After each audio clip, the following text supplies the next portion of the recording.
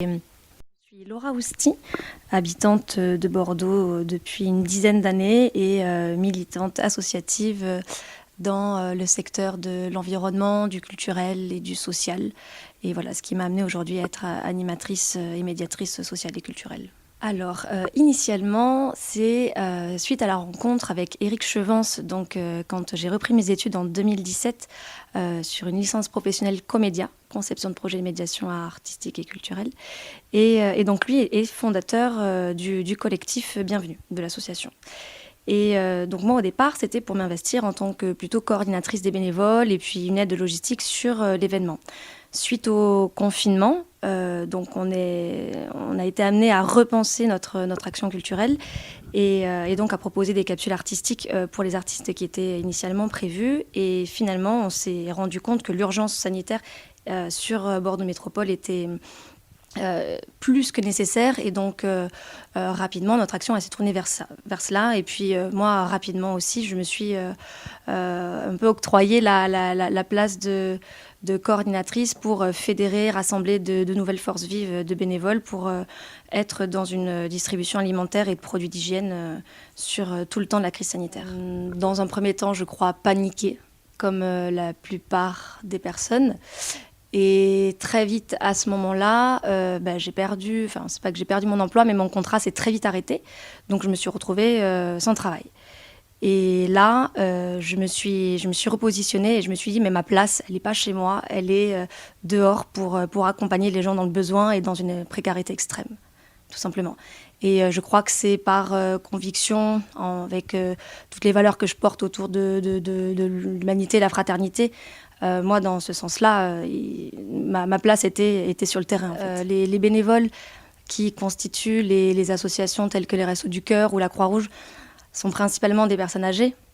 Ces personnes-là étant vulnérables aux personnes à risque, on s'est rapidement rendu compte qu'il y avait très peu de personnes disponibles sur le terrain. Et donc là, il fallait gérer aussi cette urgence-là en termes de besoins humains pour venir accompagner les personnes dans le besoin. Mais beaucoup d'entre nous, quand même, sont sensibles à la question de la migration, des réfugiés et des conditions dans lesquelles vivent ces personnes-là sur Bordeaux Métropole, donc dans les squats, dans les lieux de vie, dans les campements, à la rue. Et effectivement, cette crise sanitaire a accentué l'isolement, les inégalités face aux enfants qui ne pouvaient plus aller à l'école et qui n'avaient pas d'accès à Internet. Ces personnes-là ne pouvaient plus se déplacer parce qu'ils n'avaient pas d'attestation dérogatoire. L'accès alimentaire était beaucoup plus amoindri. Donc, au départ, c'était les artistes qui étaient prévus sur la mobilisation culturelle et citoyenne de Bienvenue, qui était prévue en avril. En étant déjà engagés, militants et bénévoles par ailleurs, on s'est rassemblés pour être dans cette action de bénévole. Et en fait, de bouche à oreille, de fil en aiguille, de plus en plus de personnes nous ont contactés pour participer à ces journées de colis alimentaires. Et Bernie ou d'autres personnes aussi coordinatrices de l'association, par leur réseau et leurs contacts, nous ont permis de mettre en place tout ce dispositif. Donc notamment sur Darwin, où on a pu venir stocker toutes les denrées alimentaires et les produits d'hygiène sur tout le confinement, grâce à leur chambre froide, grâce à leur espace. Et on est passé de 10 bénévoles, 10 artistes, militants, citoyens bénévoles, à une quarantaine, voire cinquantaine de bénévoles à la fin du deuxième mois. Donc sur 8 semaines, on a été quasiment entre 40 et 50 personnes. Donc il fallait trouver des camions frigorifiques, il fallait trouver des zones de stockage, il fallait recenser toutes les personnes dans le besoin et être au plus proche de la réalité. Où est-ce qu'il y avait des femmes, des enfants, des nourrissons, des femmes enceintes, des hommes seuls. Et en fonction, on n'amenait pas les mêmes denrées ou les mêmes produits alimentaires et sanitaires, d'hygiène, disons. Il fallait qu'on donne toutes les informations aux bénévoles, il fallait qu'on soit au plus juste, il fallait qu'on se concerte, qu'on soit au plus proche des informations qui nous arrivaient aussi au compte-gouttes. Il fallait commander les denrées, aller les chercher. Bref, c'était Ouais, toute une logistique, j'ai envie de dire, du lundi au dimanche, en fait. Il fallait rester en veille et disponible pour aller récupérer une 2000 masques que nous avaient confectionnés des bénévoles tout au long du confinement pour aller les distribuer sur les lieux de vie. C'était aller récupérer des produits d'hygiène par Action contre la faim qui nous livraient gracieusement euh, des produits pharmaceutiques ou des choses comme ça. Donc, ouais, c'est vrai que le temps de confinement, moi, les 2 mois, clairement, je ne les ai pas vus passer. Et les bénévoles aujourd'hui, bon, je ne sais pas si on fera une ouverture après, mais ce sont beaucoup de bénévoles qui ont participé au premier confinement, qui sont revenus sur le second confinement, parce qu'en fait, il y a eu une réelle oui, cohésion et fédération de toutes ces synergies et qui a fait qu'aujourd'hui, la mobilisation est grande sur le territoire. D'autant plus en ville, j'imagine, un climat hyper anxiogène. Hyper anxiogène parce que donc, nous étions les seules personnes qui étaient à même de pouvoir rencontrer donc, les gens dans les squats, par exemple. Et donc, avec l'application des gestes barrières, d'être dans une distanciation physique pour ne pas amener potentiellement le virus au sein des camps, c'est vrai que nous, on était aussi porteurs d'une grande responsabilité quand on venait faire les distributions alimentaires. D'ailleurs, juste pour donner un chiffre, nous, c'était un repas par jour et par personne pendant 8 semaines. Et c'était entre 800 et 1000 personnes qu'on approvisionnait sur le territoire. Entre Bordeaux et vraiment entre Pessac et Cestas jusqu'à Mérignac. Mais donc, ouais, très, très anxiogène. Et effectivement, même entre nous, quand le soir, on rentre chez soi après une journée intense, émotionnelle, telle qu'on pouvait les vivre tous les vendredis, ça, en tout cas, je parle pour moi, ça remettait aussi en question ma propre posture et finalement, mais bon, la différence que je pouvais vivre entre le dehors et le chez moi, le cocon dans lequel je me retrouvais le soir, alors qu'en fait, toute la journée, on venait de croiser des gens dans la rue et c'est vrai que quand on n'est pas peut-être habitué ou sensibilisé de base à ce genre de contexte, clairement, ça a été pour nous une sidération quand on s'est aperçu de toute la misère qu'il pouvait y avoir juste à côté de chez nous. Et effectivement, on voit qu'elle grandit, mais les squats ou les campements qui se multiplient sur le territoire, c'est considérable. Donc, ouais, c'est... notre place était vraiment là où elle devait être. Alors, la particularité de ces temps de distribution pendant le Covid, ça a été d'une part très douloureux et assez terrible, notamment quand on arrivait sur un lieu de vie, sur un squat. Donc on était tous masqués, on avait des gants, du gel partout. Et spontanément, les gens... donc ça pouvait être une cellule ou une famille de 3 personnes jusqu'à 50 voire 60 personnes. Et quand on arrive avec un camion et qu'il y a 60 personnes qui veulent nous aider parce que on avait le camion rempli de palettes et de kilos de nourriture et que nous on devait respecter les gestes barrières et donc ne parlant pas la langue, étant masqué, on devait faire des gestes même parfois, je trouvais violents, de croix avec les bras en disant non, ne bougez pas, restez là, nous allons descendre la nourriture, nous allons les mettre devant la porte. Et donc il y avait plusieurs choses qui se passaient parce qu'il y avait des gens qui avaient faim, il y avait des gens qui voulaient nous soutenir et nous soulager pendant ces distributions-là. Et moi, ce que j'ai trouvé terrible, c'est qu'à travers un visage, on peut transmettre énormément d'émotions. Et là, étant masqué, etc., c'était d'autant plus douloureux et d'autant plus difficile à vivre. Et pour moi, ça a été une des choses qui m'a aussi le plus marqué. Des lieux qui n'avaient pas d'accès à l'eau, pas d'accès à d'électricité, pas d'assainissement, juste pour aller prendre sa douche ou aller aux toilettes, aucun moyen mis à disposition. Donc c'est ça en fait, c'est de se rendre compte de cette différence de vie qui peut être vécue à 2 kilomètres de chez soi et se dire qu'encore aujourd'hui sur la métropole, l'accès à l'eau, elle n'est pas faite pour tout le monde. Et ça nous paraît... tellement tellement simple et abordable, mais en fait, absolument pas. Absolument pas. Et donc, quand on se rend compte que depuis 3 semaines, on livre des pommes de terre ou du riz à des familles et qu'au bout d'un mois, nous disent, en fait, on n'a pas osé vous le dire, mais on n'a pas d'eau sur notre lieu, bah là, nos bras, on tombe des nues, en fait. Nos bras nous en tombent. Donc voilà, c'est assez bouleversant, ouais, comme expérience humaine.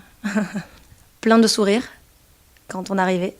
Ça, c'est vraiment la chose qui m'a marquée avec beaucoup de gratitude ou de reconnaissance, mais seule et avec l'envie d'être écoutée et d'être entendue. Alors, ce qui était parfois compliqué, c'était la barrière de la langue, effectivement.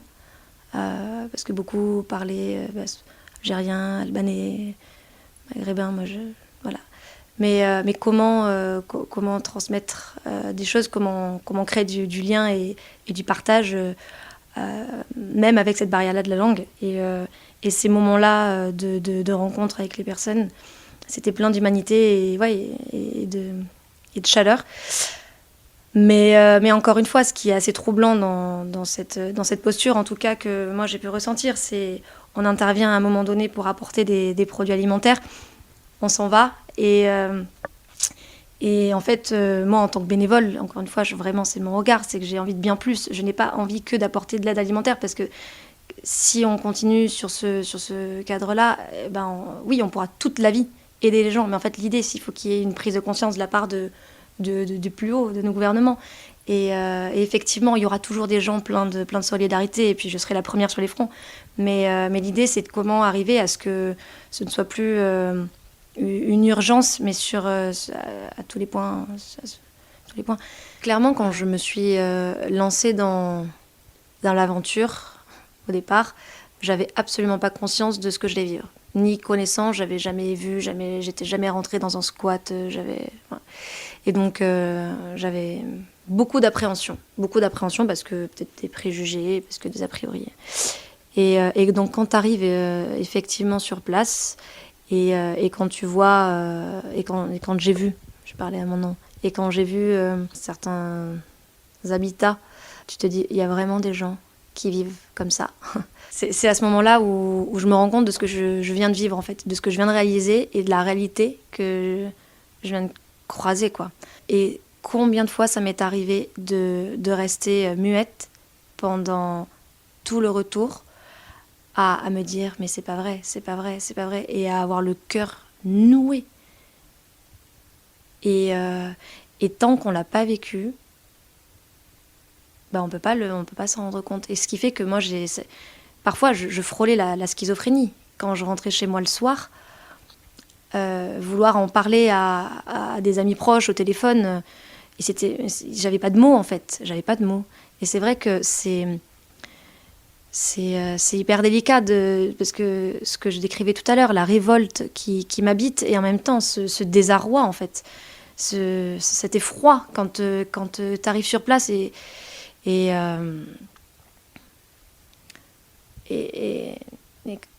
t'avais même pas imaginé qu'aujourd'hui ton voisin vive dans un endroit comme ça. Beaucoup d'empathie, de compassion, peut-être de pleurs refoulés. Peut-être que je me suis dit non, faut pas que je pleure, pourquoi moi je pleurerais. Le soir je rentre chez moi au chaud, merde. Mais donc c'est ouais, je pense que je crois que j'ai fait en sorte de me sentir, m'ancrer et rester solide par rapport à ce que j'allais découvrir chaque semaine, parce que oui, on livrait une trentaine de lieux, donc j'étais amenée à découvrir différents lieux toutes les semaines, et c'était effectivement la boule au ventre où je me disais cette semaine dans quel endroit je vais tomber, et je voulais pas tomber dans la comparaison de celui qui était le plus délabré, celui qui était le plus vétuste, celui qui était le plus insalubre. Mais en fait, parfois c'était le cas. Et de me dire, mais si j'avais vu un château, j'aurais accueilli tout le monde chez moi. Sauf que dans mon 30 mètres carrés, c'est compliqué. Mais ouais, et c'est en ça où je traduis cette colère. Et ce côté où je me sentais démunie, c'est j'aimerais faire plus, j'aimerais donner plus, j'aimerais être dans quelque chose de différent, et je me sens oppressée en fait par tout ça. Et du coup, ça bouillonne en l'intérieur de moi, ça bouillonne. Et en même temps, ouais, avec la sensation de faire peu, alors que non, tout ce qu'on a pu vivre collectivement, ou tout ce que j'ai pu découvrir et rencontrer, bah, c'est une pierre. Comment on appelle ça, on met une pierre à l'édifice. Donc c'est déjà ça, mais non, enfin, si je pouvais, je retournerais le monde. Et donc aujourd'hui, non, je sais pas comment je me sens, mais en tout cas, j'ai loué aussi une forme de relation, et pas d'amitié, mais en tout cas de rapport hyper intime avec ces personnes-là. Et c'est difficile de les rompre, et j'ai pas envie de les rompre non plus. Mais voilà, c'est comment je me laisse vivre et bouger à travers ces différentes sphères de ma vie, entre le travail, la famille, et cette histoire-là qui maintenant m'habite. Et oui, effectivement, qui prend du temps, mais prend du temps émotionnel, qui prend du temps organisationnel, mais le tout, c'est arriver à ne pas... Ou en tout cas, à ce que chaque sphère trouve sa place dans ma petite vie, quoi. Je pense que je conclurai comme ça, mais... En fait, c'est clairement, c'est ce que j'ai décrivé une fois, c'est comme une sorte de survie, autant pour les personnes qui reçoivent les colis alimentaires que les personnes sur le terrain qui se mobilisent et qui témoignent leur colère. Et comme moi, hein, je suis en colère de ce qui se passe. Mais cette colère-là, il faut en faire une force, il faut qu'elle soit constructive. Et dans un mouvement aussi pacifiste, je crois, mais en tout cas, il faut qu'elle soit unie. Et notre intelligence collective aujourd'hui, c'est de garder cette force humaine, et en même temps de pouvoir être dans une proposition et d'être dans des solutions, et de rentrer en connexion, encore une fois, avec nos élus, et puis bouger les politiques migratoires. Enfin, voilà, il y a plein de choses à remanier, et je pense qu'aujourd'hui, il y a du mouvement, il y a du changement, et nous, on n'est pas près de lâcher, quoi.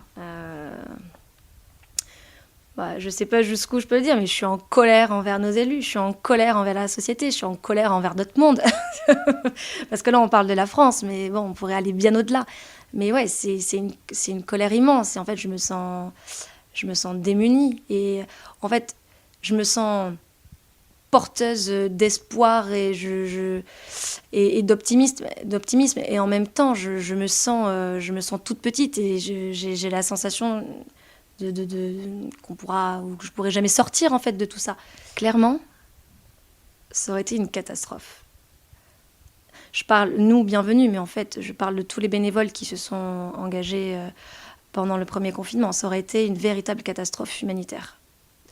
Et quand on a rencontré des femmes enceintes qui étaient prêtes à accoucher, ou avec des nourrissons de 2 mois qui n'avaient même pas de lait maternel ou de drap pour couvrir son bébé, ou des personnes complètement malades. Enfin, s'il n'y avait pas eu toutes ces personnes qui venaient se relayer les informations pour dire que sur un squat, il y avait besoin d'un accompagnement sanitaire important.